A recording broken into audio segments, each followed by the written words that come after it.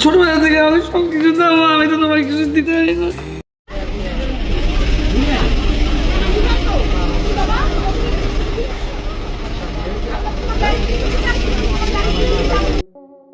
রিমান্ডের প্রথম দিনে নাজেহাল তৌহিদ আফ্রিদি।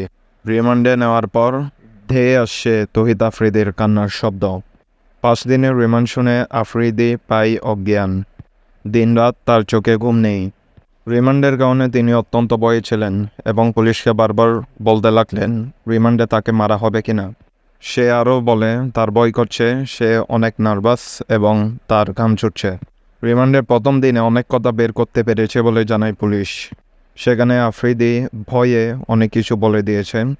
মূলত গোপন কিছু আর রাখতে পারেনি সে রাখতে চেয়েছিল গোপন কোনো কিছু, কিন্তু তা ভিতরে রাখতে দেয়নি পুলিশ। তা বের করেছে খুব কঠিনভাবে।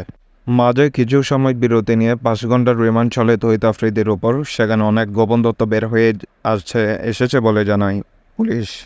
আফ্রিদি যখন কয়েকটি কথা লুকাতে চেয়েছিল তখন আফ্রিদির চেঁচামেচির কথা বাইরে শুনতে পেয়েছে বলে পুলিশের কনস্টেবলরা জানায়। মূলত আফ্রিদির বাবা যখন জেলে গিয়েছে তখনই আফ্রিদির পায়ের নিচ থেকে মাটিটা সরে গিয়েছে। সে বুঝতে পেরেছে তাকে জেলে যেতেই হবে। এছাড়াও ছেলে যখন রিমান্ড চলছিল তখন সে বারবার বলছিল আমি আমার মায়ের সাথে দেখা করতে চাই। প্রিয় দর্শক, আপনাদের কি মতামত সম্পর্কে অবশ্যই কমেন্টে জানাবেন। ধন্যবাদ।